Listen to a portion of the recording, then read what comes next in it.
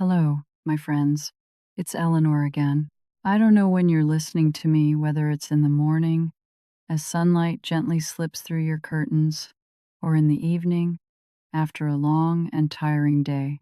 But I'm truly grateful that you chose to sit here with me for a while. People are always searching for formulas to live longer, what to eat, what to drink, how much to exercise. But I believe what keeps us alive doesn't lie on our plates. It lies in our state of mind. I've lived through many losses, many changes, and days when I felt I might never stand up again. Time has taught me this. Living long is not the same as living deeply. And to live deeply, we must learn a few very small things, things that seem ordinary, yet are powerful enough to change how we see life itself. Today, I want to share those secrets with you, not the kind found in books, but the kind learned through the years I've lived. If you'd like to know how it's possible to still smile even after life has collapsed around you, stay here with me for a moment longer. I promise today's story will leave your heart feeling a little softer. The first thing I want you to remember is this: happiness is not a reward for those who do everything right. It doesn't sit at the end of the road, and it isn't a gift life hands you once you've finally become perfect. Happiness is a decision, sometimes a very small one, but powerful enough to change how we see each day. When I was in my 30s, I believed that once everything was settled, a house big enough, well-behaved children, enough money in the bank, I would be happy. I used to tell my husband, when things finally calm down, we'll start living more freely. But that calm day never really came. I kept pushing happiness forward, year after year. And when the children grew up and the house finally became quiet, I felt empty. I realized that what I had lost wasn't time. It was all the days that were already good enough. But I didn't know how to see them. We are taught to strive, to improve, to perfect ourselves so much so that we forget joy also needs to be practiced. We wait for peace, but we don't stop long enough to notice it's already here, right in the middle of the mess. The more we wait, the more we miss the present. So today, try something very small. Sit still for 5 minutes. Take one deep breath and ask yourself, right now, is there anything I'm grateful for? It might be a cup of tea that's still warm, or simply this breath. Don't die while waiting to be happy. Happiness arrives when we choose to smile at the present moment. The second thing I want you to remember is this: other people's opinions cannot hurt you unless you allow them to. Life is too short to be lived through other people's eyes. Live your life before it's too late. When I was younger, I lived almost entirely under the gaze of what people would think. I chose clothes so the neighbors would say I looked proper.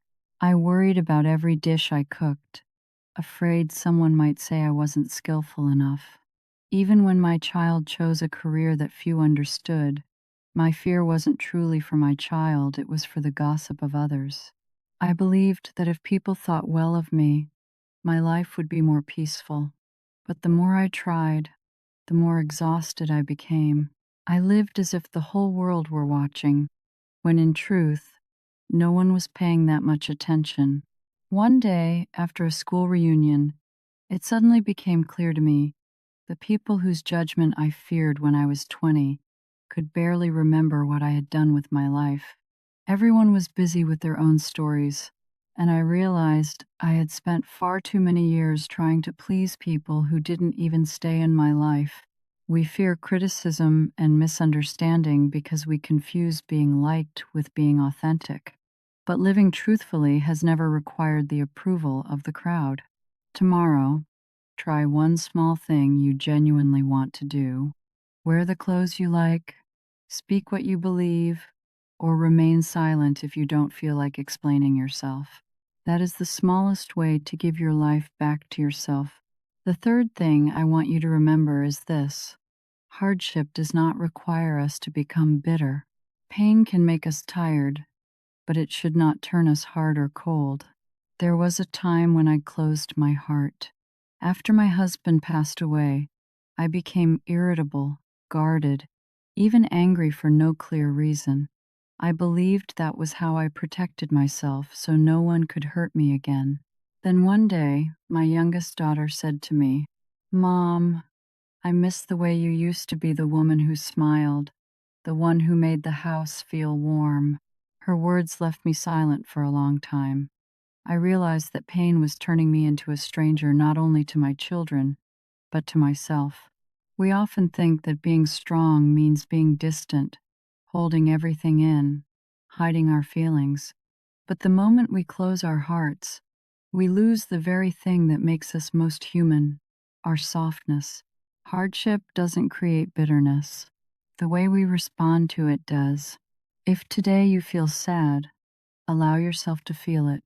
Cry if you need to. Sit quietly if you must, but don't let it make you rough inside. Tomorrow, try something small. Smile at a stranger. Say a kind word, even if your heart is still tired. That is how we keep our hearts soft in the middle of the storm.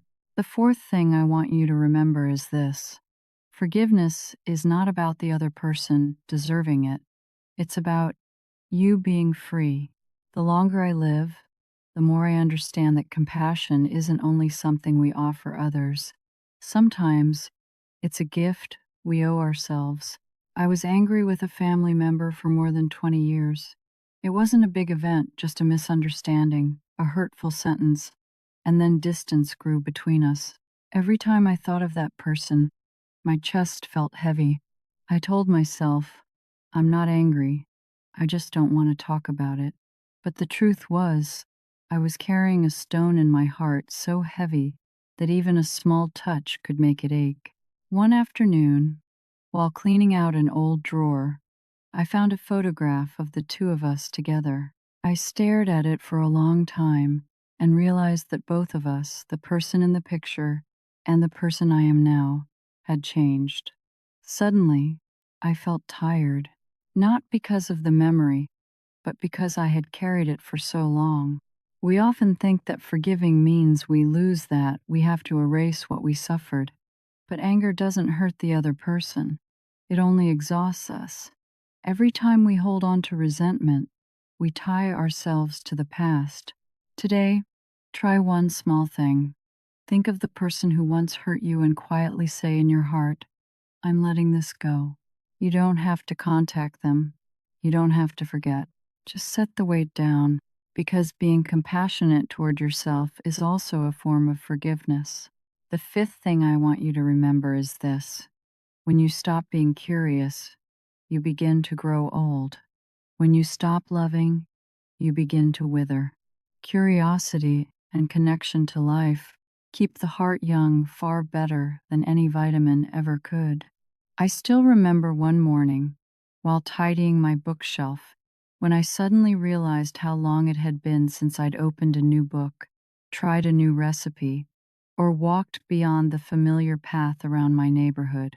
My life was calm, but perhaps too still, to the point where I felt myself slowly fading from my own life. Then one day, my granddaughter brought me a new phone. I felt awkward, confused, even irritated because I didn't understand how it worked. But instead of pushing it aside, I decided to learn. I sent messages. I made video calls. For the first time, I saw my granddaughter's smile from half a world away, and I laughed, realizing that even at this age, I could still learn something new. We don't stop being curious because we've lost the ability. We stop because we're afraid of failing, afraid of feeling out of place, afraid of being told, you're too old to be trying. But the moment we stop learning and stop connecting, that's when we truly grow old, not in years, but in spirit. Today, try one small thing you've never done before. Read a few pages of a new book. Start a conversation with a stranger. Plant a small pot of greenery. It doesn't have to be anything grand. Just a little curiosity is enough to remind you life is still smiling back at you. My dear friends, When I began living by these 5 things, I didn't become someone else. I simply returned to myself. I stopped waiting for everything to be perfect before allowing myself to be happy. I let my heart soften in the face of things I could not change. I learned to forgive even when no one asked for forgiveness. And I stopped searching for validation in other people's eyes. I reopened old books, learned new things, spoke with younger people, and I realized that the world is still as beautiful as it ever was. I was just too busy before to notice. Now, each morning, I brew a cup of tea and open the window, letting the breeze drift in.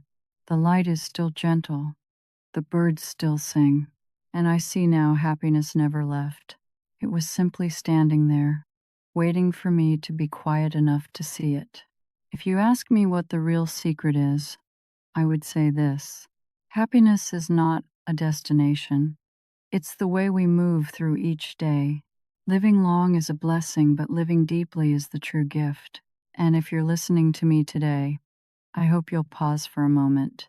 Don't wait until your health is better, your finances are stronger, or someone finally gives you approval to begin living joyfully. Don't wait for someday. Let today be the day you begin. Begin with something very small. Each night before you go to sleep, think of 3 things you're grateful for. They don't have to be grand, perhaps the morning sunlight, a message from a friend, or simply the fact that you're still here, listening to a gentle voice in the middle of a noisy world. Gratitude is like a muscle. The more you practice it, the stronger it becomes. And when it does, you'll find yourself feeling peaceful without needing anything to change. Thank you for staying with me until the very end. If today you found even one small thing that made your heart feel calmer, then our conversation was truly worthwhile. I look forward to meeting you again in my next story, when we'll continue learning together another way to live more slowly and more honestly.